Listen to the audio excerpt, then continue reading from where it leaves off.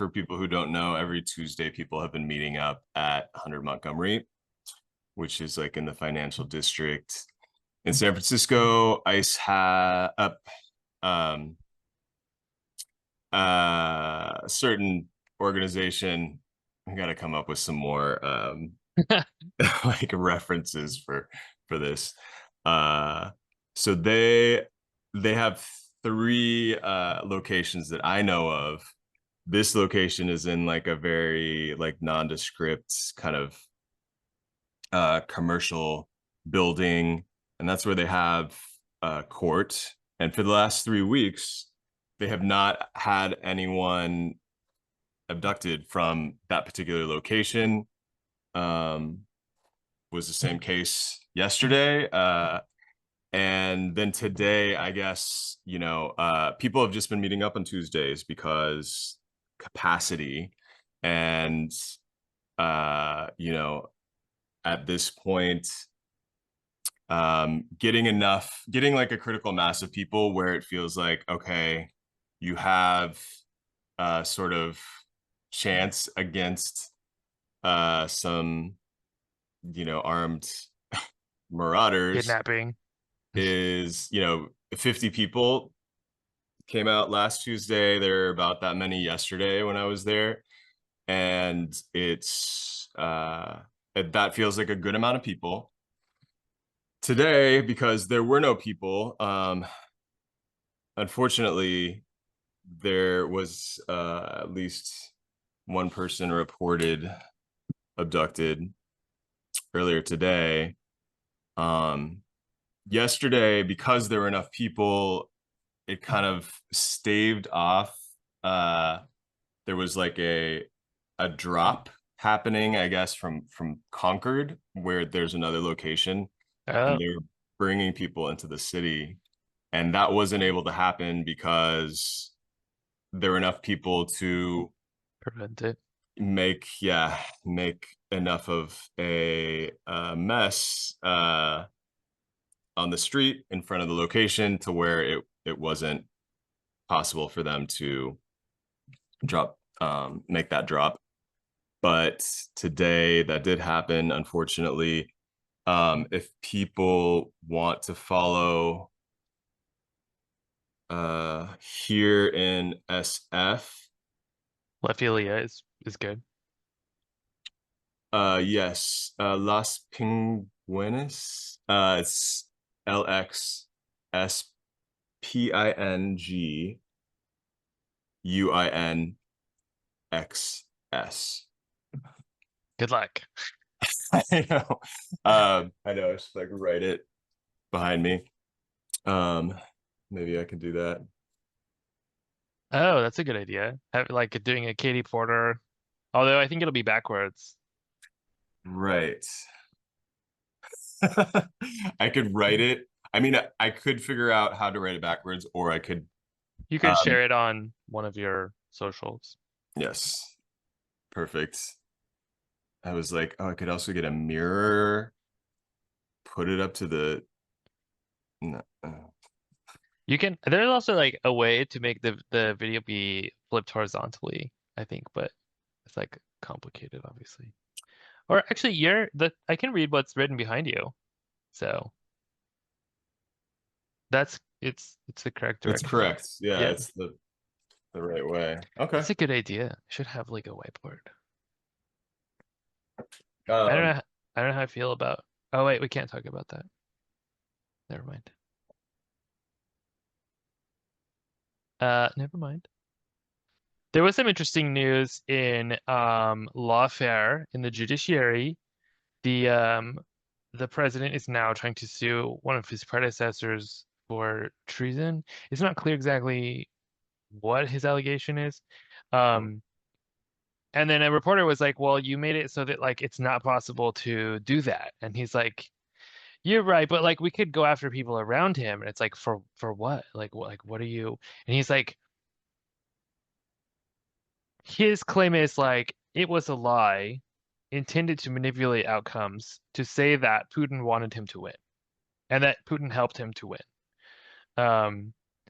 And then he does a press conference with Putin, and Putin is like, I wanted him to win. I helped him to win. And it's like, what are you gonna do now, right? But it brings to mind the fact that because like he pointed out, like this immunity doesn't apply to people around him, right?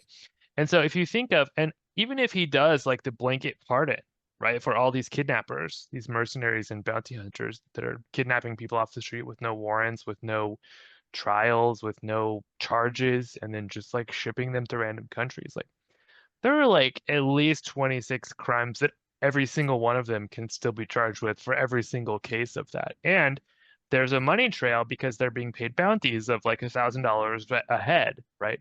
And so there's a money trail for all of them. And because of like anti-money laundering laws and all these other things, there are multiple like backup copies in different agencies that are not under his control of like every single one of those transactions. And that system is replicated around the world. So like these data sets are going to be well preserved, linking each perpetrator of these dozens of crimes to every case where they did it. And so he doesn't have the power to pardon that. Most of that is state level or international crimes against humanity. And so it's not within his power to pardon them, right? And so all of them can be prosecuted. Somebody pointed out like people are saying we need a new Nuremberg after this. Nuremberg only convicted like 26 people, you know? Yeah. We need something bigger and more effective and more, um like more final. Yeah, no, it's super unfortunate. I mean, of course, yeah, like I don't know, seen seen a lot of fictionalized portrayals of people moving to South America in the 19 late 1940s, 1950s. Or here, Or here, yeah. that was the thing. That was a federal program. Yeah, it's gross. And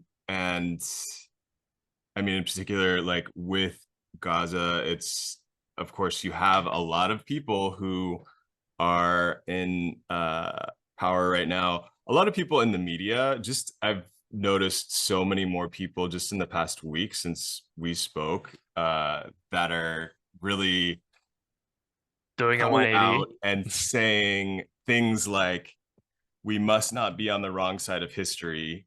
Meanwhile, like up until this week, they've been squarely on the wrong side of history. Yeah. And I mean, that will continue to happen. It's I'm happy, of course, like that anyone is uh whether I mean it's politically motivated in so many of these cases. Um it's I wouldn't trust a lot of these people who are coming out with these statements right now to do the right thing in any other case. But if it leads to positive action around Gaza, of course I welcome it. I'm not. Did you see the new polling that came out last week that sort of precipitated this change of heart that all these people have suddenly had? Yeah, yeah, no. In particular, 83% of Democrats. huge number of Democrats, a huge number of people, like Gen Z, Gen Alpha, of course, which has, for the most part, been um, more like pro-Palestine than older people, including my own age group, and it gives me some optimism about the future. I know, like, uh, I've been having so many arguments about like is Gen Z, is Gen Alpha, like are they conservative or are they the progressive generation that's going to turn things around? Um, and it gives me a little bit of hope Have you for seen the the latter. latest polling about that?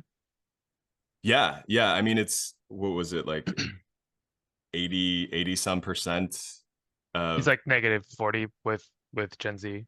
Yeah, yeah, yeah. Yeah, no, that's great. That's But I think that the reason for that is like how is he so successful with young people in the the previous election. He really wasn't. Like the margin was not huge, and the issues that they cared about, the things that he said align with the views that they have. And they're thinking like this sounds like our guy, right? Like they didn't know better, or maybe they did, but they just didn't want to believe it. I think a lot of people, like a lot of people felt like it was a lot of talk and that the action would be more what they wanted. And obviously, I think a lot of us believed him when he said all the things that he has now done, right? But I think that a lot of people were very gullible. And I think especially a lot of young people just like grew up in this like post 9/11 world and like don't understand that like none of this is normal, you know? Yeah. That like citizenship is not a concept in the Constitution. That like the police are even like a brand new idea, much less like these like armies of mercenaries kidnapping people without charges or trials. Like that none of this is legal or normal, and that like a different world is not only possible, but what like we just were there, right? I mean, we didn't have to take our shoes off at the airport until 2001. So yeah, I mean, I vaguely remember that time. I wasn't taking a ton of flights as a kid. But yeah, I mean, it's wild, like the way that fear of people who the powers that be want us to believe are enemies has just propagated in so many directions. But yeah, I mean, I think you're right. I think that uh, uh, shifting shifting away from that might not be the huge sort of, it might not be as difficult as I would have thought like a few years ago, given that there are still people who are for the most part younger than me, who have only known that world, but then are still able to like shift pretty like quickly, who are still fluid on things like um who they want to see in power. Right, right. And I think we should see that as good, right? If especially because there's this opportunity for people who like we live in a country where 40% of adults are not able to read a paragraph and tell you what it was about. Like we have like fundamental literacy problems before media literacy, before like an awareness of like contemporary even political history and like like that's a huge problem. And that's like a majority of people, right? Um, Beyond that is the fact that like even setting all of that aside, people remember, right? And I think like the impacts that are going to be felt in the near term, it's going to be really difficult to misattribute those things, right? And I think this is a big part of why I feel so optimistic right now because like I was the first person to say that this strategy of like just sit on your hands and do nothing until the midterms, it was like a stupid strategy. And I think that they could have handled it better than that. I think if they were more, if they actually believed in anything and they were standing up for what they believed in, that would have been a better thing to be doing in the meantime. But that like, you know, the special elections that have been held in the meantime, like the last one, I think it was Wisconsin, right? Like every single district in the state moved double digits to the left. Uh-oh, the sound is not working. Right, in spite of, Oh, that was in that particular case, I mean, Elon Musk was throwing so much money yeah. at the election, and yet we were He's still able to, absolutely going to do that again. yeah, yeah, yeah, yeah. He said he will spend as much money as it takes and do anything that it takes to get rid of every single person that voted for the budget bill. If it's the last thing he does, like I think he's pretty committed to doing that. I mean, I have to say, like, that is more, it feels like that is still like an infighting that's happening on the the right, which it's a good thing, I guess. Yeah. Yeah, I mean, also there's this so Texas, my friends have been out of the country for the last couple of months and haven't followed all the news super closely, dealing with like issues um in another country. And they just came back. They brought me this shirt. Um, it's Mr. B, which is like Mr. S for Berlin.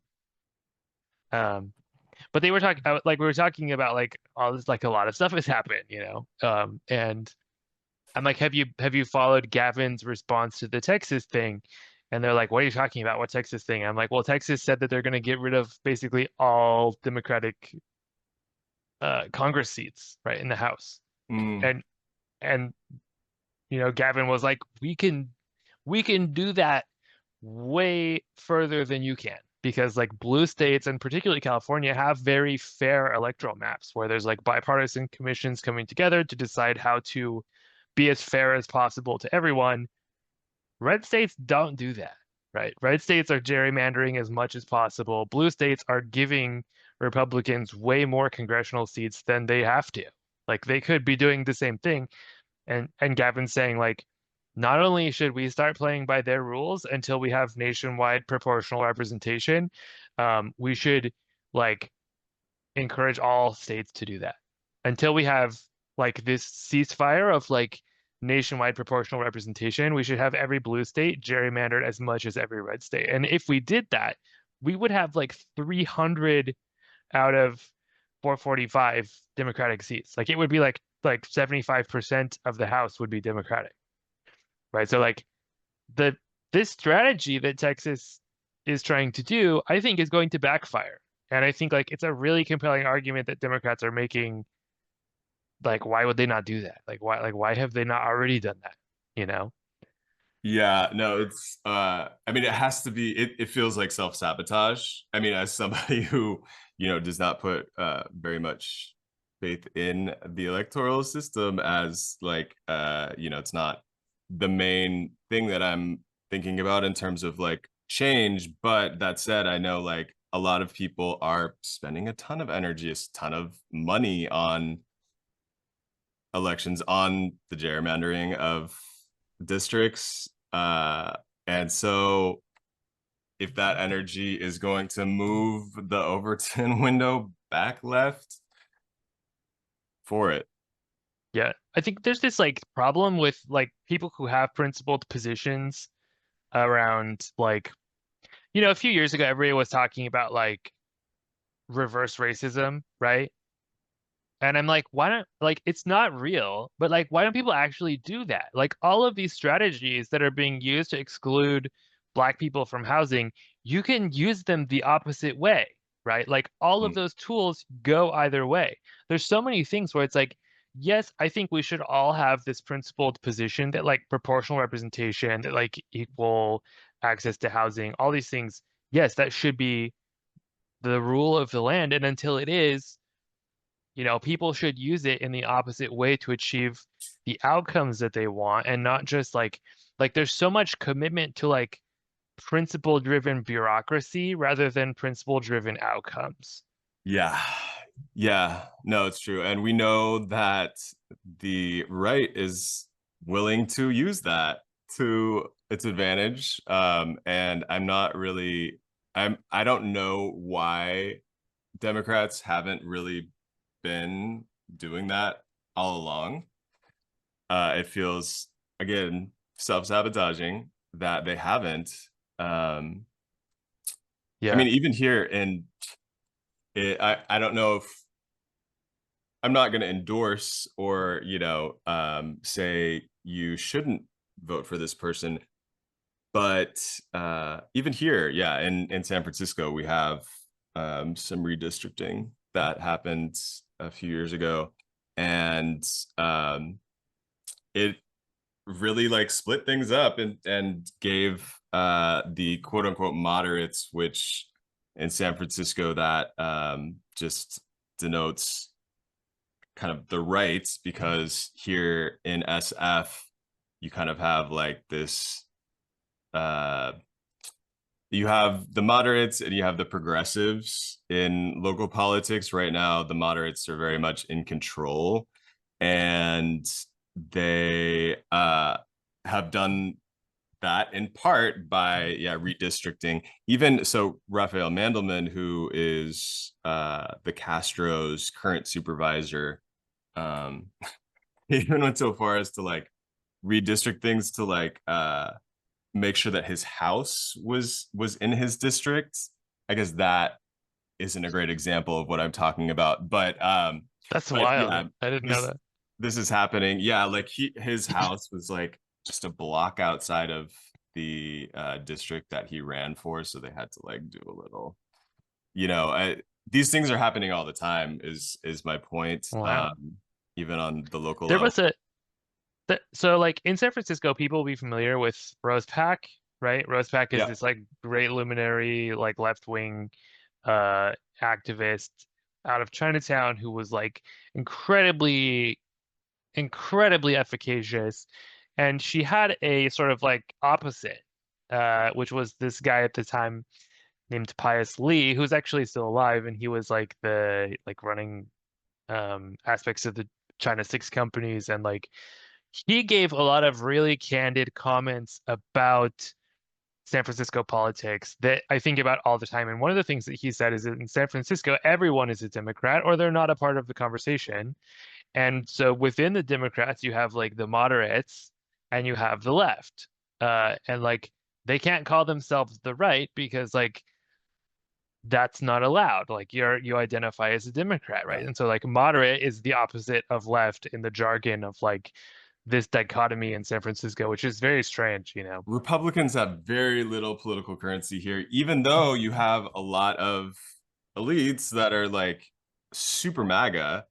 Yeah, Some other, podcasters among them. Thinking of what's his name? Chamath. Yeah, there we go. Yeah, so I mean, you have that they're walking among us, but it almost feels like the libertarian types, the Mark Andreessen types have like uh more political sway here. I don't know if that's actually how Mark Andreessen identifies. He's part of the administration. He's part of Trump administration. He has an official Yeah, title or something like that. he's like it's like some kind of special advisor role. Yeah. And I mean so is David Love it. Sachs. David Sachs is a czar, you know. Like half of the All In podcast is literally part of the Trump administration. And they're the ones that did all the fundraising for them when they were running.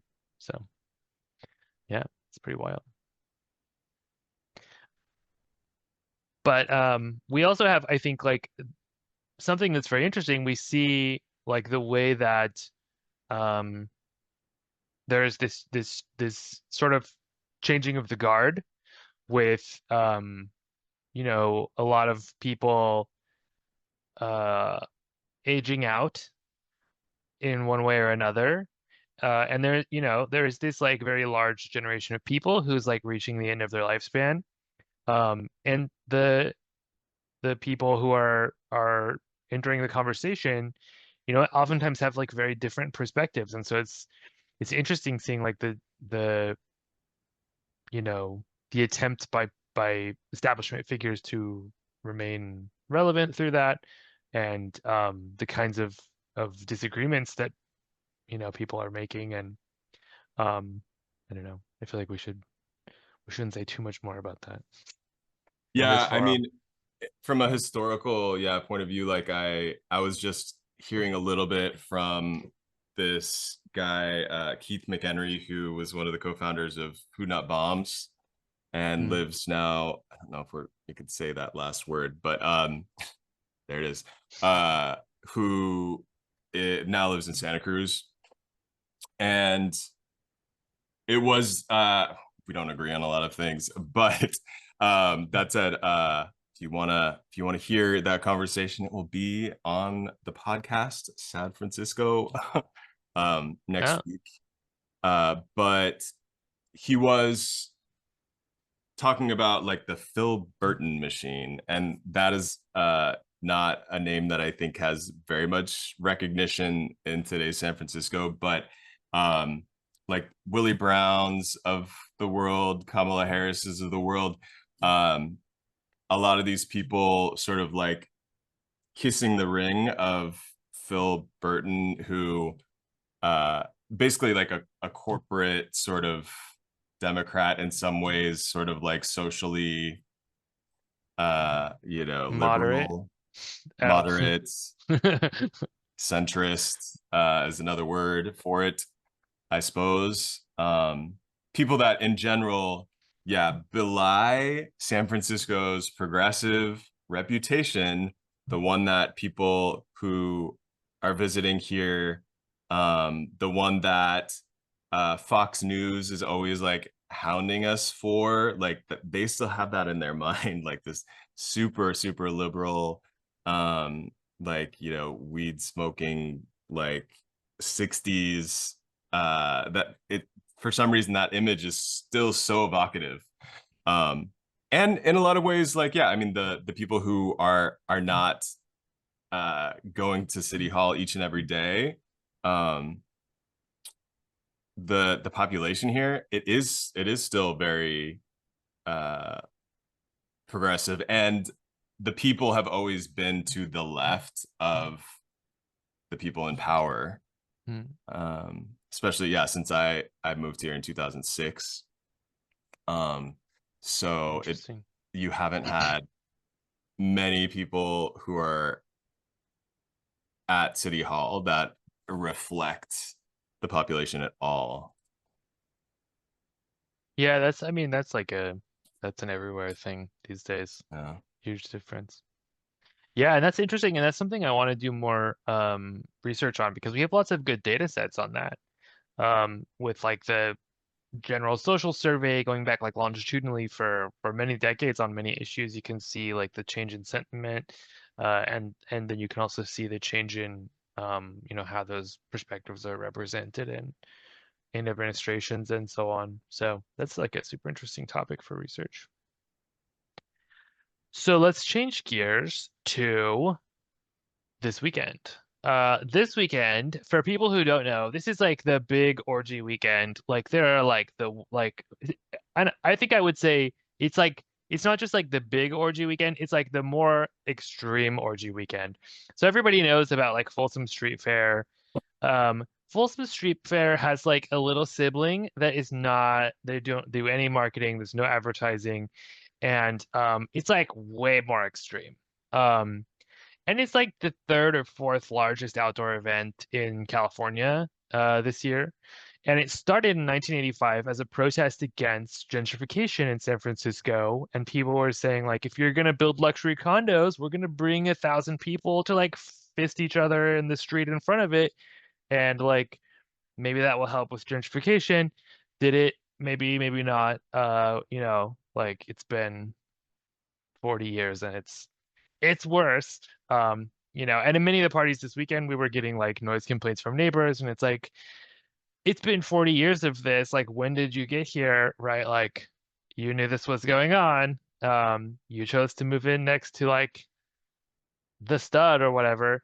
And Just want to like also highlight, like, okay, largest state in the country, and it's one of the, yeah, what, like fourth largest public outdoor events that happens every year. I think it's like Rose Bowl, and then Pride, and then Folsom, and then up your alley. So yeah, I mean, it's which everyone huge. calls Dory.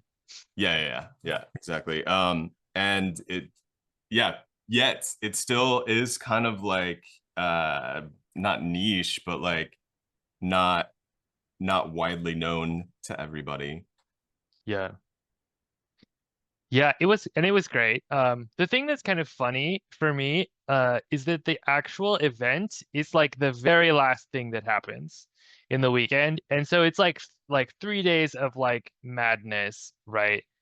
Not sleeping, like madness, madness, madness. And then the actual party, and you get to the party and you're like, oh my God, I need to go to bed, right? But it's cute and it's fun and like, people have a good time. People have all kinds of different good times, and it's totally fine to do that in public inside of the bounds of the fair. And so people do, like everything you can imagine. And TikTok is giving me like a little captcha. And yeah, I mean, I was walking with friends and saw someone getting double fisted. And my friends are like, "Oh my God." And I'm like, "That's not even that many. I've seen way more than two at once. Like you'll see more than double fisting today." And they did, Um, so it's great. It was cute. There were a lot of good orgies. My favorite, I think, would be the Mr. S one, which it's like a leather store, and then they have like also they'll close the street and have like very large orgies. And you can buy all the accessories and stuff. So it's very cute. It was, it's very fun. Just a few hundred or thousand of your closest strangers. And so there's also a Mr. B. So you brought some people for the first time as Yeah. well. Nice. Did they know what they were getting into? Yes. I once brought my brother to the admittedly, more not PG, but like to Folsom. Um, yeah, not a good idea. I was like, come Uh, see San Francisco to somebody who like pretty much never leaves the like Orange County suburb that we grew up in. And yeah, I would say we also went to like critical mass, like, when people like bike around, sort of like take over the streets with like a horde of bikes. That fine, but yeah, I would check in yeah, with your siblings before you bring them out. yeah. I mean, Folsom is not even that like extreme though, you know. It's true. Yeah, I mean, I didn't think so, but yet. I think like it's funny because different there are so many different San Franciscos that are like non-overlapping, right? And there's there and that's like such a good allegory of like people. And to one person, like it may be like the most shocking thing in the world to see like a naked person. Where to others it's like they're just standing there. Like what's shocking about that? Right. Uh where to me it's like it's difficult to imagine at this point like like what would really be shocking, right? Yeah, and yet, so I saw Scott Wiener like posted a little TikTok from the somewhere outside near Dory Alley. And Mhm. it's interesting because here, like, politicians kind of have to, I mean, it's such a big moneymaker. Even if you're like the type of politician who is only interested in like the small business association and the chamber of commerce being on your side, you still have to kind of bow to the financial might of something like up your alley, and certainly Folsom. Um, And he's the person who banned nudity in the that beginning of it's such hypocrisy. It's yeah. such this is like perfect like San Francisco moderate politician right here. Yeah. Uh, and It's he also interesting. gets a lot of purchase off of like political currency off of like um these little like moments of like, oh well, look at me, I'm like being like, I'm being free, and I'm like doing something in I'm a just like place. you. Yeah, I'm exactly. totally not a reptile person. Right. And you know, to a certain extent it works because it's like an oppositional thing with like on Reddit, you'll go and see like I mean, there's a lot of people who or a lot of bots at least that don't like the idea of a bunch of people outside like consensually doing something that they're all there to do. And so certain politicians like this one, Scott Wiener, he does it's an interesting thing because like he is always he loves to say like, oh, Fox News loathes me because that works here in San Francisco where again like you know we have our MAGA overlords but they're pretty few and far between compared to most other places in the US. And so yeah, he uses that. It's honestly smart. He uses that in a way to like kind of paint himself as just like this liberal through and through, so he can kind Yeah. of go and do things that are not so people would not think of as liberal.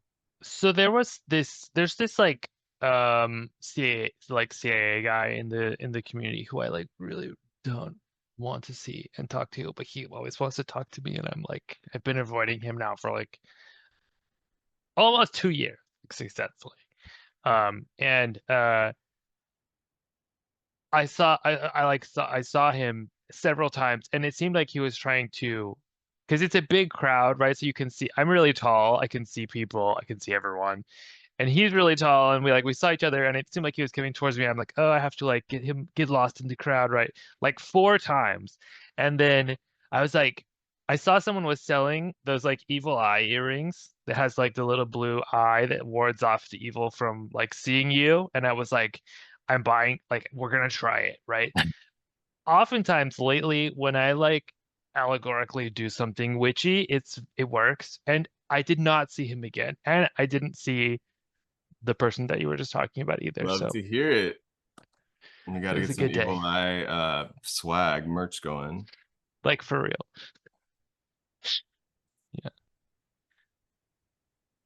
Yeah. People are asking on TikTok.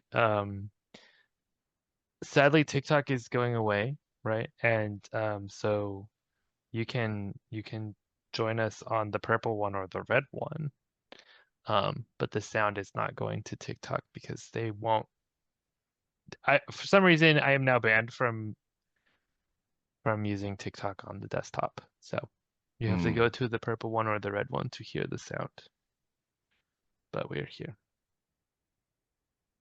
And also it's 3 times a week. So like there's a lot of stuff to see. And we're gonna post the recordings too. So can someone please explain what the purple and red ones are? We cannot because then we will get in trouble. But you can see them here, the little those ones. Sorry. I'm sorry life is like this. We have to jump ship all the time. I know, yeah, I don't know if there's ever been like a linguistically more challenging time for people trying to have conversations over you know, the AT&T, the T-Mobile, the Xfinity cables. Yeah. Are you fond of that person on TikTok called Etymology Nerd? Mm-mm. He just published a book about this very problem, about Uh, like people changing the way that they talk to fit the needs and wants of the algorithms. yeah, yeah. And I know that people in other countries where like, you know, for example, like, you know, Vietnam, Meta's apps have been banned for a long time. And uh you just you find ways around that, you find ways to like whatever VPNs. And likewise, I think this type of censorship has probably been, I mean, it's been going on in other countries for longer amounts of time. Uh, I feel like it wasn't such an issue. Like the term unalive prior to like Which like they don't even 2022. care about that one. That one, I say that word all the time, and they don't care about that one. But everybody does that, but they don't do the ones that they actually do care about. It's like this constant, like, you know, like we were talking about today. It's like, what is there a list of the words you can't say? No. I wish. I know. Yeah, we were on this group chat, like, and there was somebody who was hoping for just like an easy list. Maybe TikTok or one of these apps would even like offer to the public, and definitely not the case. Did you see the news today that TikTok has hired literally the IDF to be in charge of censorship now? I mean, we have similar figures at like Meta has somebody who is straight out of Mossad, um, working up top. It's pretty absurd. It doesn't surprise me. I would love for us to solve the problems of like non-hierarchical distributed alternative options, you know? I think like there's so much pressure towards that right now. Yeah. Yeah. I mean, Blue Sky continues to grow. But they Uh, don't have they don't have streaming right, right. yet. There are all of these like self-hosted options like Jitsi, like Talks that uses Tor like the Tor Onion protocol, but that's like really not beginner friendly, you know. Yeah, I don't know. Yeah, That's I all. know. Like even with Blue Sky, I was like kind of initially like, why am I joining this app that is co-founded by Jack Dorsey, who co-founded Twitter. We all know the direction that went in, but it's different because Blue Sky is built on, a platform that you are able to share across different platforms as opposed to it being a closed platform like the one that we're coming to you on for the time being.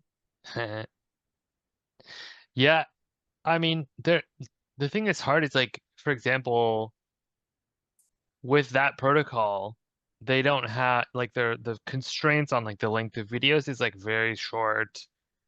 Like there are like a ton of limitations there that are like really frustrating. But actually, it's the same as like a few weeks ago I started posting everything everywhere, and there are like sort of like the tightest constraint wins, right? So like I think like three out of the five are 3 minute max. So I started like I was previously doing like 8 minutes, 10 minutes, and then going to three for the vertical format, and like it's fine, you know, and I think also like being concise is good. You know, we need to be more concise. Yeah. Yeah, I mean, I was just talking to someone. It feels like it comes up all the time, like people who may have been reading my long form journalism. Like, I was writing a lot more 2,000 word articles 5 years ago. And I think, yeah, I mean, I think that this is obviously just the way, like, I'm able to repurpose a lot of those pieces as short form. Um, it's kind of a fun challenge, honestly. And it's one that I wish that more people who do journalism would kind of like move to. Yeah. Uh, Too many Yeah. journalists going into like marketing and PR right now. Uh, Yeah. I want to see more journalists who like are open to trying, yeah, like social media. There's still also like the weird like prestige. There's still like kind of like an anti-social media like airs that people put on for sure. Like there's people still look down on, people getting news from TikTok versus But they do, you know. reading the New Yorker or whatever. Also, have you tried the one that's named after Mao's book, the red one? I Have think as long and as we don't say the name exactly, it's probably we're fine. It's so great. It's like so great. I like love it. It took me a while for it to like really get me, and now it's like, oh my God, I love everything I see on here. It's like, especially for like, I think appealing to aspects of autism, like like whatever you call like the love of flowcharts, for example. are Flowcharts of flowcharts a big everything. thing? I guess, I mean, for me, it's, like on my FYP, it's like, here's like 25 flowcharts about some Okay, really esoteric topic that you're into. And it's like, oh, yeah, okay, okay. tight. No, I was on it briefly for, like in January when a lot of people were making Uh-huh. migration and unfortunately got banned. And I am Oh, almost certain I know why. And I think I can say it on any of the other apps. It's just it was like Falun Gong content. oh, talking about them. Yeah, But even you were being critical about them, I right? was. Yeah, I mean, But you're not allowed to even talk about it. I don't think so. Yeah, I mean Interesting. they've been banished. Yeah, like they're as I understand like pretty heavily censored in China. I mean, good, right? I mean they're awful organizations. So this is yeah the sort of like cult that um is most people like publicly facing. The thing that people will know from them is either the Epic Times newspaper, which is one of the few like news sources still printed on paper that Oh, they have gotten to. Like even my friend's mom in like Virginia is reading it now. They've done like a oh, good wow. job of getting it distributed to like older people who still want to get their information, want to read it off of physical media Yeah. in that way, and it's For free. people who have no idea what we're talking about, there is if you live in a city in the US, you will likely experience times when like every billboard, every ad, every like the subway, every like stickers on everything fucking everywhere is Shenyun. And they're like Right. China before communism. And it's like this, it's like literally unironically like a far right cult that is like super abusive and terrible to their people. Um, it's a fascinating like sociological case study. They're like the worst people, the people, orchestrating it. Yeah. Um, Shenyun, it's these dance performances that happen. They have troops all over the world. In the Bay Area, yeah, once a year they'll have. Usually, I feel like December-ish is when Shenyun does its annual performances. They're kind of famous for like the promotional videos that flood places like YouTube sometimes around the time that the the opening of this dance performance is going to happen. They have an interesting way of promoting it, which is like they get people to come to, I don't know, I assume like a dress rehearsal, and then do like person on the street interviews with people coming out of the performances. oh, And it'll always be like a uh plant. yeah, I mean people are so effusive about it, and it's all like an anti-communist sort of part of an anti-communist plot. Yeah. My friend went to it without knowing what it was, and they like, I didn't understand, and like it wasn't very good, and like it wasn't very interesting. It was just like this very repetitive, like, and it just went on forever, and like there wasn't a story, like, and like I had no idea what I was doing there. And there were all these screens, and it's like, what are the screen like? what does this have to do with anything, you know? And it's Yeah, like my this friends, bizarre ritual. one of my friends that went to see it, yeah, had the same, like, it was so long. And it's not like cheap either Uh, for being like a really lengthy piece of I mean propaganda. I say that, but then, it 100% is propaganda. right. I know, I just feel like, well, but then we also have Top Gun, which Yeah, the which also US did. military But the thing that's gave really all this weird money to. about that one, like there's this like another like etymology thing that's really interesting is you have people, so like when like in when the fascists lost the civil war in China and they fled to Taiwan to do their like baby Holocaust against anybody that's ever been to college, um, and all the indigenous people, they like a lot of people came to the US at that point from that group. And in Taiwan, they're referred to as the 49ers. Here, I think in Chinese culture, they're often referred to that way, but like we don't really have a term for this group that arrived here at that point. But it's this like offshoot of the fascists that just lost the Civil War. And then Taiwan today is like not like that at all, right? Like the KMT is like very like calmed down. Like they have like a trans person in the cabinet. Like they're not doing the white terror anymore. They've moved on. But the people who left have not, right? I And this is know. true for many cultures where there's like a mass emigration that the people like the example that's always given is like Italians in New York are not like Italians like at all, right? And it's like this like splinter from the past that didn't continue to experience the social evolution that the main population did. And so they identify as that, but then you like Italian people are like, this is not Italian. Like, what are you talking about? And they're like, this is like it's the car with like the certain look. And it's like, what? Right? Like Italians have no idea what they're talking about, but they identify as that group. And in the same way, like a lot of these like the people who came from at the end of the Civil War have this like psychotically far right perspective that they feel is like this legitimate Chinese perspective today. And it was, you know, 60 years ago.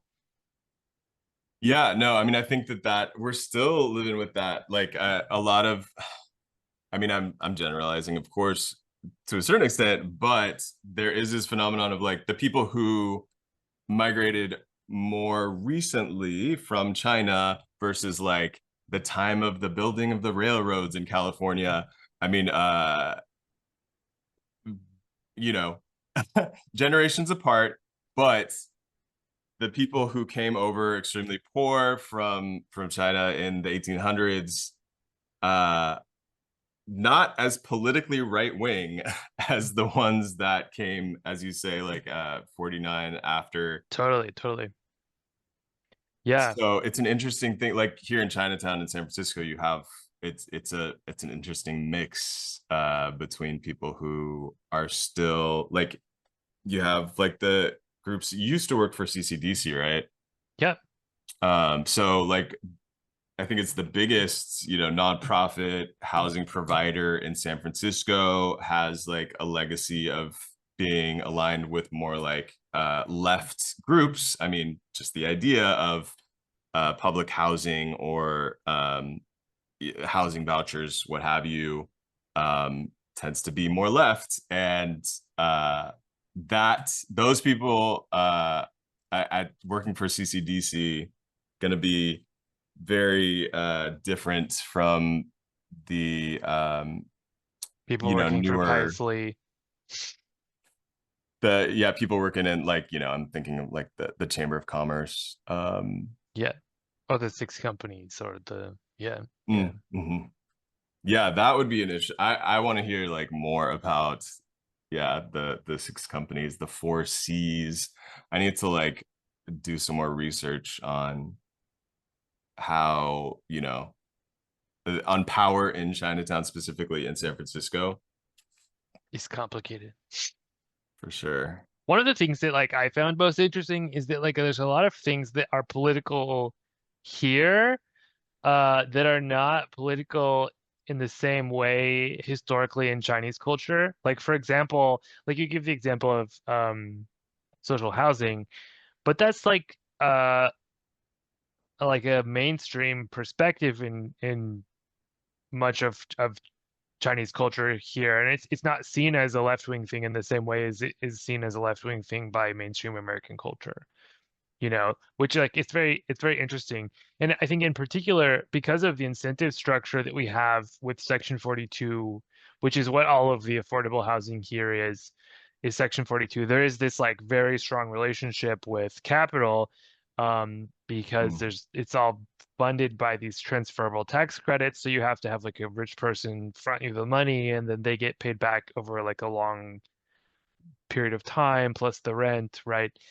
So like it's this very complicated set of incentives around the way that we do like social-ish housing in the US. But I think also like even for right-wing people coming from like uh immigrants from like the 49 era, it's not seen as like controversial or left-wing in the same way. It's very interesting. the basic idea of people should have access to a shelter. Not necessarily that, but like just the idea like in America, like the right wing is like suburbs, right? McMansion, Mm, just far enough from the neighbor you can't see them, right? It's not the same with like the the Paisleys, you know. Like they still want the like super high density mixed use. It's like mm, shops and then like 4 or 5 stories of apartments. That is yeah, not like a politicized thing. Chinatown today actually is like by far the highest density of any district in San Francisco. It's like one of the highest densities of any district in the country. Um, which is it's like they get to write their own uh urban plan. So like it's the only district in the city that like writes its own laws. Like they're like all of the rules around construction densities and bulk and like there are these like NIMBY things that are like height and bulk restrictions in the Richmond and the Sunset, which is like right. awful, but like it's not to the same degree with like in Chinatown, it's like a lot of detail. It's like very specific. There's like 72 different kinds of zones for like this can only be a nail salon, and like they banned all offices. There's no offices allowed anywhere in the district. It's only like retail or like residential. Mm. It's interesting. It's a lot of interesting sort of like, cultural differences.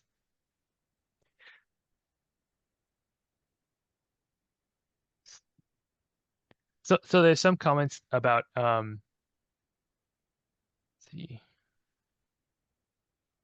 America seems to collect people who leave collapsing fascist regimes. Yes, absolutely. Just Google Project Paperclip. Yeah, I'm getting some like Irish people in Boston versus Irish people back in Ireland and Uh, support for Palestine. oh, that's interesting. Because I think it was like the Irish people in Boston became more aligned with the police like the police there, right? Is that what am I getting that wrong? I mean the the classic yeah, stereotype of yeah, like the Boston cop who with an Irish accent. I imagine is grounded in some reality. I don't know. But then like that origin becomes associated with this like totally different new relationship that like it's not true for people for like almost everyone else with that origin. It's like Mhm. it's fascinating. There's more people living more Irish people living in the US than in Ireland. I did not. And the I was reading that the because they banned Cantonese in China, it's like the largest population of Cantonese speakers is here now. Huh. It's also the largest and the oldest Chinatown is the one here.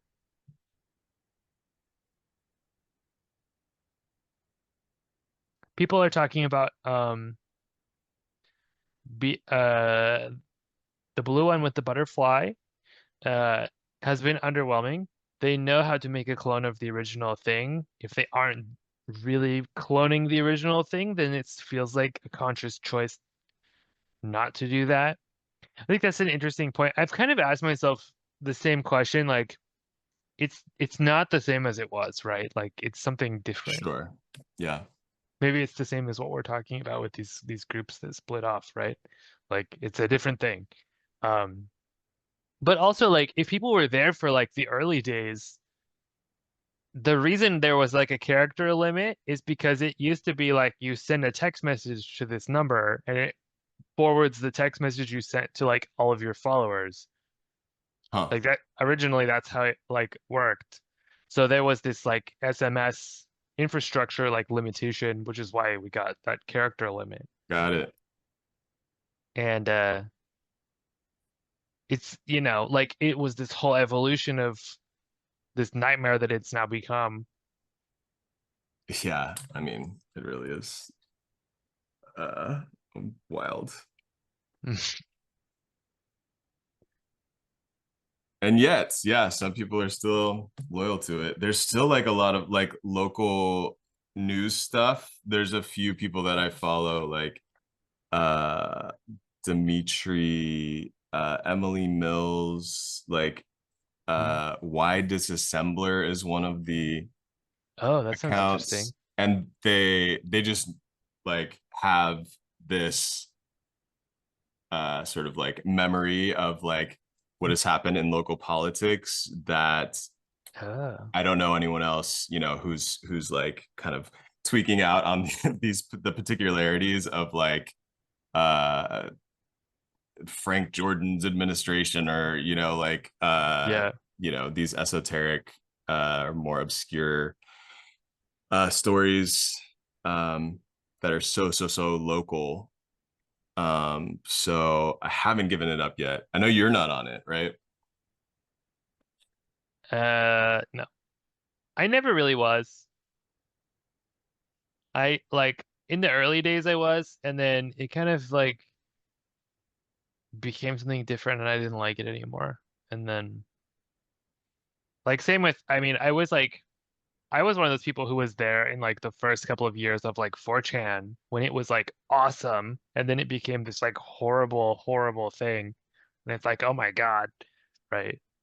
But a lot of these communities and a lot of these apps, like they really hit on something magic, and then it just becomes like the worst thing you can imagine, right? It's like a common sort of like trajectory for a lot of these apps and websites and stuff. Yeah, I Like, was just mentioning to someone, this person, Emily Mills, who has also been on the podcast, oh, in a Gary Tan related episode. Gary Tan, local oligarch. Uh, she is coming out with like a book at some point on local politics, which I think will be very useful for tracing some of these things, especially if Twitter ends up going away. going away. What do you mean? I mean, as fewer and fewer people, I, I think there's still, the migration still happening. I know some people who strictly use Twitter for porn. Yeah. Yeah, I think like for many years that was like what else is it for? You know, you're going there for like discourse, like I mean, yeah, memes, a lot of memes still will kind of originate, I think, there. do you think so? I mean that like for me that was what I like in the early days of 4chan. 4chan was like it was such a good format for like finding viral content in the form of like memes. Mm, And then it became like conspiracy theories, and then it became like post all the most horrible things you can imagine, and like it all went downhill. But like in the early days, it was like it was really magical. The idea of like having like like people creating images and then like you created another image to reply to it, and it's like this like image based conversation. And obviously, we all know how that went. Did you ever watch the documentary, the Antisocial Network? Mm-mm. I think they did a really good job of capturing it. They created this illustration of like all the little like memes and screenshots and videos and stuff shaped into like this monster that was like reaching out for things and like doing things in the world. And they talk about like all the things that like happened as a result of it. And it's like this emergent sort of like amoeba monster that was created. But then that also is what Twitter became, and like a lot of these apps and websites. Yeah. And then, I mean, you probably read about how like Israel started like flooding 4chan specifically, acknowledging that it was a place that was starting a lot of conversations where like memes would originate. They started flooding it with pro-Israel content. Uh, I think he was trying to sell it for a while, right? Like Who owns that one? it was the guy who created it. I think he did end up selling it. It's like I wonder what, you know, could have all kinds of ulterior motives for wanting to buy that.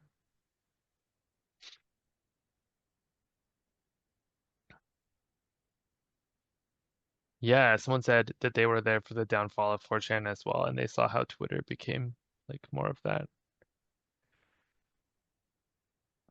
Someone brought up the Little Red Book app.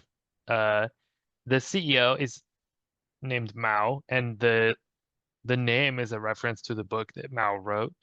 And I've often wondered, and I don't know if anyone knows, are they related? Is that his grandpa or something? I've always kind of wondered. I remember I looked it up early on, and it was like only Chinese stuff, and I didn't know any of the sources if they were like real or not. Yeah, I don't know.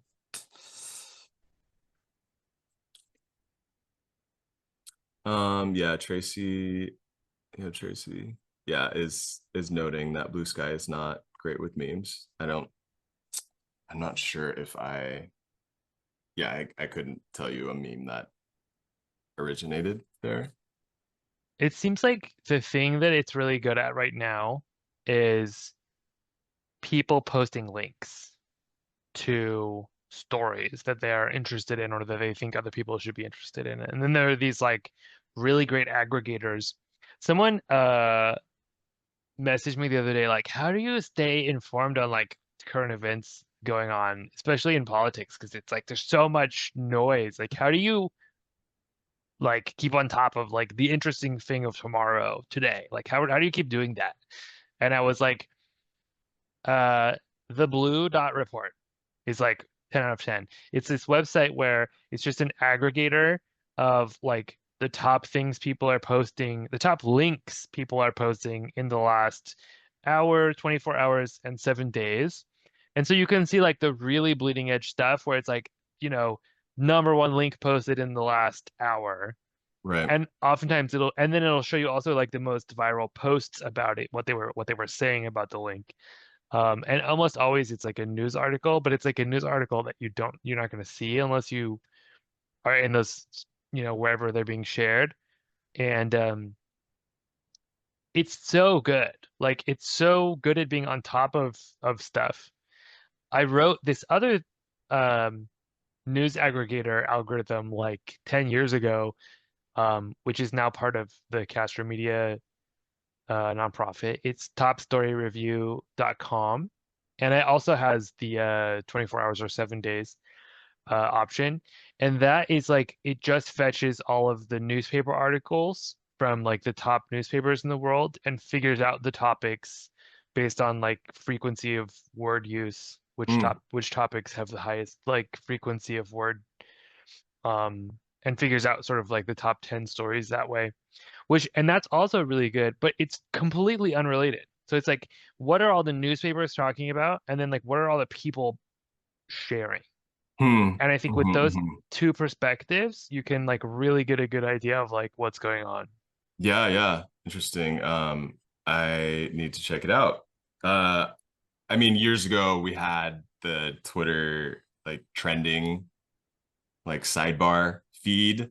But now, yeah, I mean, it's like you can't even link on Twitter anymore without the algorithm really disadvantaging what you're posting about, which is true for other social networks as well. But it's, yeah, particularly like uh they dock you on Twitter for linking anything, whereas Blue Sky you can share away. Oh, I didn't know that.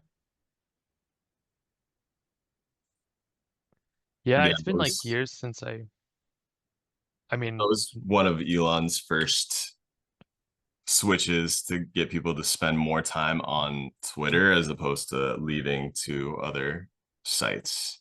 right, right. So wild. Like he, it's like, it's bizarre to me that like the person who is who least understands social media is like the person who's like, I'm gonna buy it and Mm. and force it to conform to my will until everyone leaves. Yeah. Yep.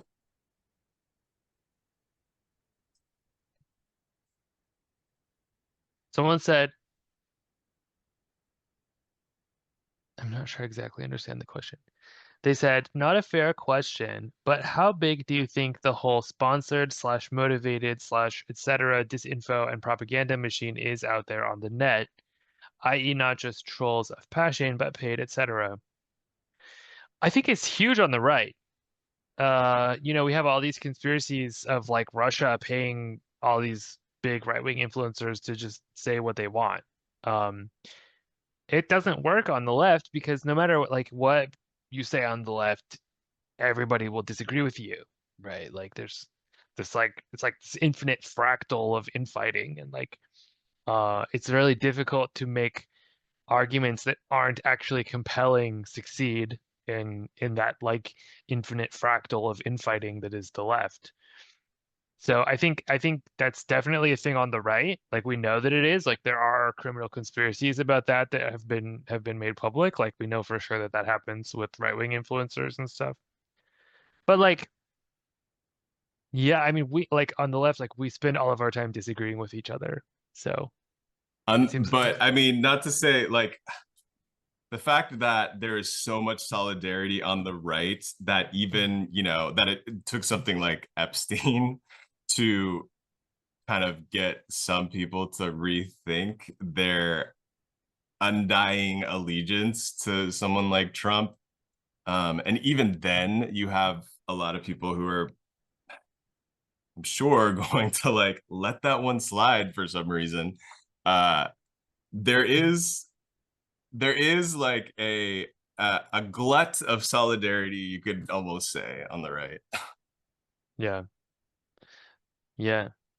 I I don't know if I mentioned it last week, but I live in the most diverse and the most integrated city in the country where it's like all different kinds of people live in all the neighborhoods. And there were three Trump houses in my neighborhood covered in Trump stuff. And in the last few weeks, all of them have taken all of it down. And they've replaced it with other like right-wing stuff, but none of it says Trump anymore. None of it says MAGA anymore. Hmm. So Yeah. Recent. yeah. And I like it. It's wild that like they. It's wild to me like how incompetent they have been. Like like people are constantly talking about the fact that like the if Trump would have just like put his inheritance in a 401k and went golfing for his entire life, like he would be richer today than he is because of how stupid he's been with his business decisions. But the same thing is true with his presidency. If he would have just done nothing and like spent 4 years golfing, he would have been remembered for all of the positive growth and like progress that had been made with investments in chips and everything else. And like he just really stepped in it. Like he's just the guy that steps in it. And like it's remarkable that he, with so much goodwill behind him from his people, has managed to fuck up so bad that like even the people who have covered their houses in his memorabilia are taking it down. Yeah, for sure.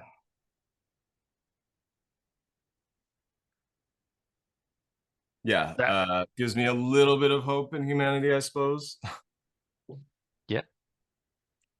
I think like one of the things that we need to keep in mind um is that like especially with this question is that like if you are a person who is thoughtfully examining evidence to arrive at conclusions that make sense based on the facts, that's the left, right? So if you are willing to just take what someone tells you and recite it and not think about it, that's the right.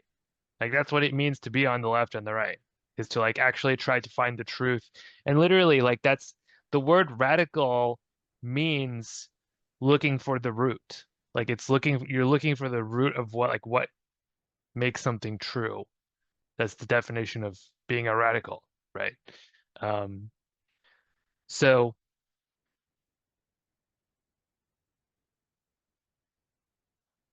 like you could see like one person being like bribed into like saying whatever certain thing, but people wouldn't agree with them and everybody would immediately dogpile.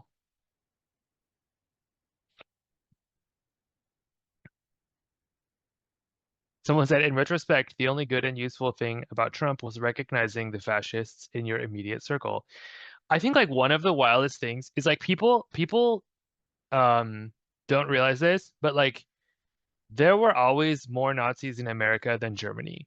The most popular um Nazi newspaper in history was in the US, not Germany. Hmm. And like that's why the US didn't participate in World War II until like the last 5 minutes of the war, right? And not in Europe, really. It was mostly in the Pacific. Like we weren't even in Berlin at the end. Like that was solely the Soviet Union that did that.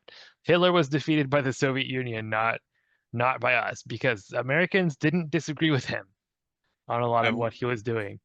you could say the same thing about Israel in some ways. I mean, the way that like Haaretz, which is, sort of like the left-leaning legacy newspaper in Israel, often to the left of New York Times. Yeah, yeah. The comment that I'm reacting to, the person said that the only good and useful thing about Trump has been recognizing all of the fascists in your immediate circle. It's like, yeah, yeah, 100%. And also, I mean, like everybody said the pendulum, like when Obama was elected, like the pendulum is gonna swing back, and it's gonna swing hard, and like it's gonna swing too far. Like people are gonna overextend, people are gonna overreach, and this whole eschatological perspective of like the pendulum swings so far that like finally the world will just end, right? And that's like what they're thinking. That's just like this fundamental, deep like Christian idea of like finally the world is about to end. So anything that we do to get the pendulum swinging is worth it, right? And in many ways, this is the argument for ethnic nationalism in the Levant. Is like if we just get rid of everyone else, then finally the world will end. And so whatever it takes to make that happen is like worth it. This is the argument that Christians make, right?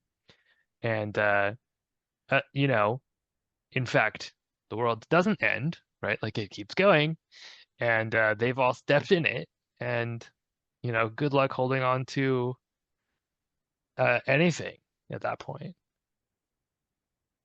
Yeah, I mean, we'll see. Yeah, like I think some something I've been seeing like a bit of is like content related to like historical memory and like what people, including like you made some content around certain politicians who all of a sudden are pivoting, excuse me, around Israel.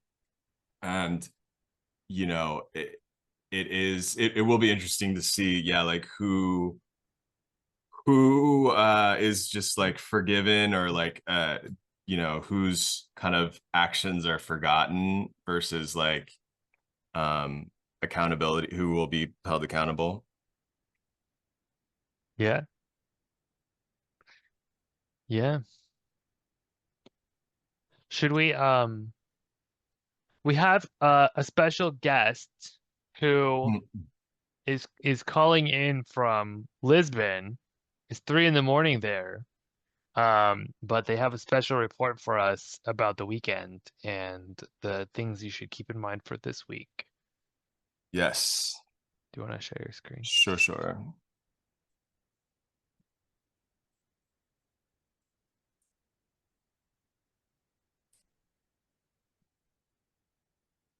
Bear with.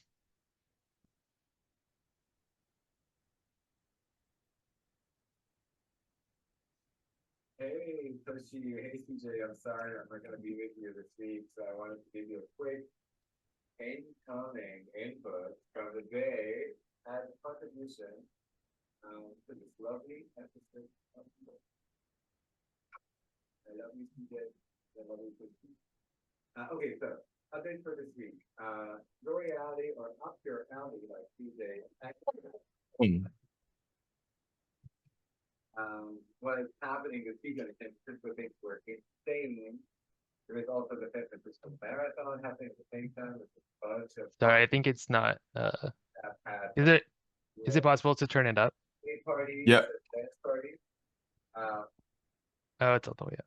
You can't really make out the words. Can people hear the words on the chat?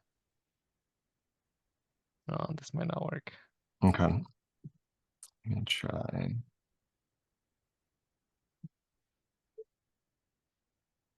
We could also like A lot of mutual aid happened for the community, but also for Palestine immigrants out of that beautiful gender and sex liberation. So everybody who hates San Francisco and call us the fish school, we are into the movement. Or as my dad used to say, the hands on the side and the illegitimate child is for the revolution. And we also had a very cool Palestinian film showing in Parkway Theater in Oakland with the DIY Collective. Check them out. They have a bunch of detailed planning afterwards in the city, around the city. We also have, we had Salon Hala, and we had a very cute talk with Susan Stryker and the Compton Coalition last week. Also, there's a bunch of parties happening at El Rio. Also, if you are somebody who identify as from the Global South, you could check out Kusa Party. It's a party done by a bunch of people from different parts that identify with the Global South, the community. And the vibe is very Arabic and also very like, we call it Swana. I don't know if that's the right term anymore. But if it's not, please let me know. I need to like always learn how to evolve. And the Beit Gaza Mutual Aid have partnered with us and partnered with a lot of other people around the city. If you have any events and you want somebody to provide food and pay the food for donations, or get the food, like basically pay upfront for the food to be cooked, you could reach out to them, and the money goes to five main mutual aids in Gaza. They have more details at the Bay to Gaza mutual aid. And last but not least, we are 2 days from the closer. Tomorrow is probably the last a day before the deadline for Draft Film Festival. If you're a trans filmmaker, a gender expansion, a non-binary, or you identify as any form of gender expression that is not like the mainstream, I would say, around the world, especially the global south, and you have a film that you have done, or somebody made a film about a character or somebody like that, then you could submit your film to Jaha Film Festival. Jaha, Jaha Film Festival. Or you could follow me on my Instagram page at Mama Ganush, Ganuush, to get more information. The other thing I also want to give update on, there's some really cute things happening end of August to support the Compton Coalition. So check out more by visiting Compton X Coalition to learn more about the very brave trans and queer people trying to kick out private prisons and the 3-letter word that I cannot say on this show. Out of San Francisco. So, and last but not least, CJ, Hitoshi, I love you and I miss you so much. One last update, I just got a tattoo. This is a hudhud. Hudhud is like a mystical creature. It is a real thing. It's a real bird in Egypt, and you see it in the Arab world. And the hudhud have a very beautiful story that King Solomon basically gifted him this crown because he had the Queen Sheba believe in God and fall in love through that hudhud. He was the messenger of Solomon, and that little crown over his head, or the little birdie's head, is basically the crown of that was gifted to the hudhud from King Solomon. So he had that. If you want to get some color tattoos, you could go to Black and Blue Tattoo in a Mission on 22nd in Valencia. Edaxa there is a really interesting artist like Phil. That's the artist who actually made this and made also this bird and made also this beautiful leafy sea dragon. Leafy sea dragon. And then these Palestinian prints are all made by Edaxa. That's that little tattoo shop. Also, if you want to check out the makeup room on Tuesday, Devin Devine, the historic and legendary San Francisco community leader and organizer, who also does other parties like Pod French, has a really cute party called the Makeout Room on Tuesday. So check out that little spot in the Mission, and if you miss Divine, tell her Mama sent me. I love you. Have a good week. I'll see you next week in live. Cute. She's very good at the shout outs. Yeah. Yeah, we just they mentioned the Jaha Film Festival that maybe the submissions are ending today. It's the first one that's going to happen. It's all like trans, either filmmakers or trans films, trans topics happening in Lisbon in December. And we watched a few and judged a few, kind of denied a few entry into the film festival last week. They got like something like 1,000 submissions. Wow. Some I think submitted like with these services that they now exist where you can give them a few bucks and then they just submit your film to like every film festival that exists in the world, including ones that are like trans focused that maybe your film is not. Right. That's a lot of like filtering to do. I know. Yeah. Jeez. Someone asked in the Red Place comments, who is that guest? So it's Mama Ganoush. She is the third person of the group. She was in our first episode last week, which is on the Red Place where you're commenting from. And she's a Palestinian activist. And she does like big events and she's doing film festivals and she's great. She just gave me this huge jar of sumac. Oh my god, I'm like so addicted to sumac and Nice. za'atar, but I already have like a lot of za'atar, so the sumac, so good. Oh my god, I put it on everything.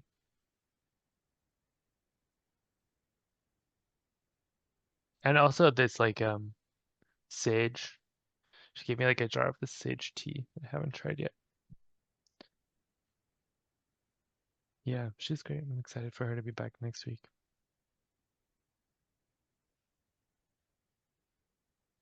Some people are. I don't think I can say any of that on here, but yes, I agree.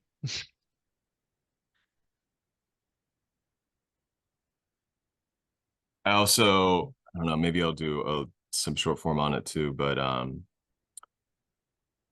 Jackie Fielder is like the DSA candidate who won the mission supervisorial race last November.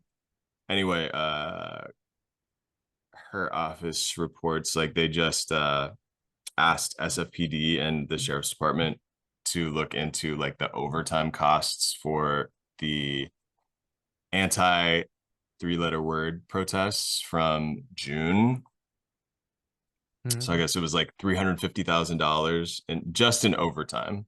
So in addition to all of like whatever the salaries that people are making, all of the equipment it takes, all of, you know, whatever electricity that it takes to deploy drones on protesters, the city is paying a lot of money to in a sanctuary city to like go after protesters who are against that three-letter agency.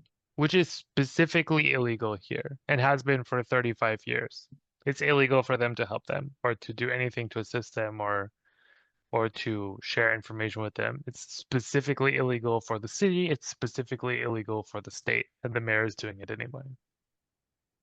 One thing that came out this week too, the BART board is officially like publicly saying like we are not collaborating, we will never collaborate, like we are not selling you out like the mayor is, you know. It's like Yeah. kind of wild to see Bart saying that. But yeah, like it's wild times, right? It's like that's literally just the law. Like it's the city law, it's the state law. Wild. Who do you call when the Right. police are the criminals? Right. Yeah. You wonder how much crossover there is in those pools of applicants for SFPD versus the three-letter agency. Yeah. Because we know, yeah, they're sharing like license plate data. They got the flock cameras. Bart also said that they do not use Flock. They will never use Flock, and they're even getting rid of the they had like a proprietary thing. So they have that data that they could share. They will not. They have said they will not, and they're getting rid of the data. They're no longer going to even collect the data. So, but they never used Flock, which is great. Flock is so egregiously insane to me, and I don't know how people are not more freaked out about Flock. Like it's wild, like what they have accomplished. Thousands of AI powered cameras with a little solar panel attached to like buildings and signs and telephone poles and like street lamps, thousands of them across thousands of cities across the US, watching everything and like for selling it to the highest bidder, like whether that's a criminal organization that's working for a criminal president or whatever, like it's insane. Locally, yeah, we have one of their lobbyists who was actually in the race against Jackie Fielder, who, is quoting from some of the info that she asked the SFPD to report to her. Trevor Chandler is his name. he's an LGBT community. He was really running on that, and also the fact that he had registered to be like a substitute teacher shortly before he entered the race, which he ultimately lost. And then before he even started his political aspirations, before that materialized, like he had been working for Citizen, which also kind of a sketchy company that also known for sharing data with police. So he is now, though, like he's a flock hire. He did not go back to substitute teaching. That's wild. There's Same so guy many. that he was APAC. Even before Citizen, he was a fellow at APAC. Wow. There's so many stories like that. It's wild to me. Someone in the comments is like, and as you, and like you said, a lot of the surveillance tech involves the IDF. Yeah, totally. Yeah, yeah, it's scary times. We need more people getting into AI who are not evil. And all the other things, you know. There's lots of work. So what about like looking forward? Is there anything that you are super stoked about in the next week? Any cute events people should know about? Yes. I have If alive. you can't read that, but I will read it for you. So WSTA, West Side Tenants Association, I believe. Tenant Liberation Skillshare is happening on Sunday.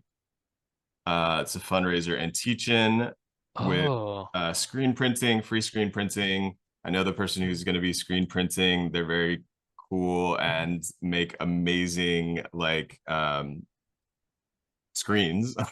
So just bring clothes or any fabric really if you want.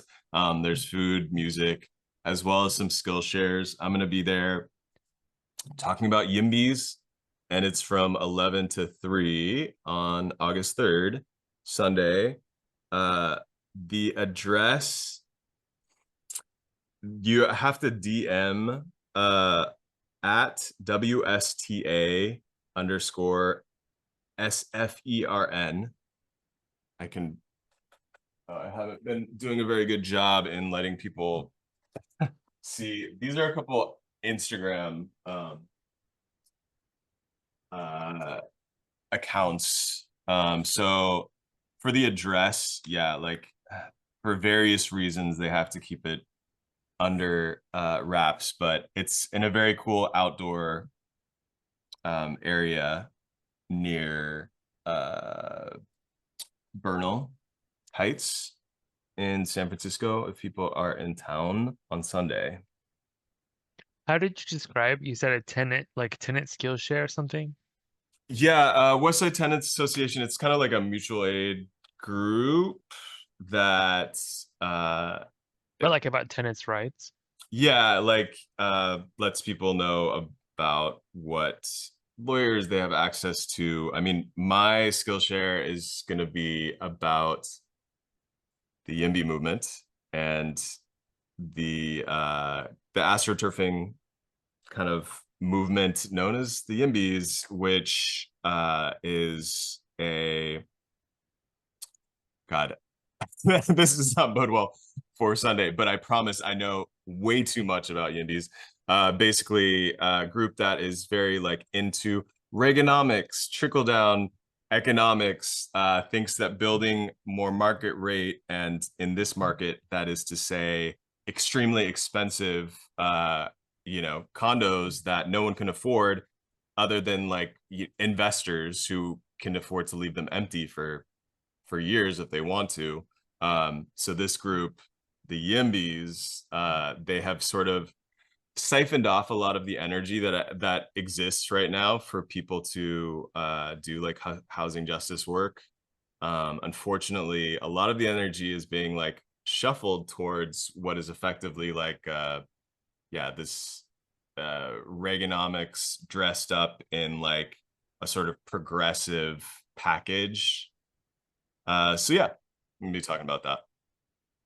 I feel like that's one of the like there's such an opportunity educating people who are renting about like their rights and their like what they don't have to put up with and like how they can like start a group chat, right? For the building or whatever. And like we need like zines, we need memes, we need like there's so much information that needs to be put into like new formats to be able to be distributed in those kind of settings. And like I think it's like just such an opportunity for so many people. Yeah, absolutely. How about you? Are you headed to any events? Yeah, so this weekend I'm very excited about people probably will be aware of Gay Day at the Yuba at Hoyt's Crossing in Nevada City, which is like this little town in the mountains. There's like it's federal land, so it's nude and it's a nude beach. And it's very cute. And then one day a year, like I don't know, like a few years ago, there was this couple who like owned a big pot farm up there, and they had like they organized this Facebook event, and it like thousands of gays came to this little town. Like it's wild. And then it was like everybody go to the farm, and it's like camping and an orgy after. It was like great, right? And they did that for many years, and then they moved to Portugal and handed the event over to me and a friend to organize. And so we did like Facebook events. But then like since COVID, it's been like small. It's only like I think last year it was like 700 people, which is still crazy. Like it's normally like 10 people at this beach. And so it's like, you Yeah, know, yeah, I've been there. I'm actually headed there at the end of August. uh, Otherwise, I mean, sounds good this weekend.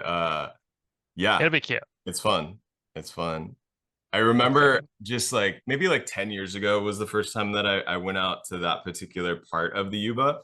And yeah, I had a friend that was very aggro about like no geotagging, like no posting pictures on social media because at that point in time, it was Nobody knew about it. somewhat of a secret, except for Yeah. yeah, locals, but It's like reasonably hard to get to. I think like a lot of the best nude spots are like reasonably hard to get to.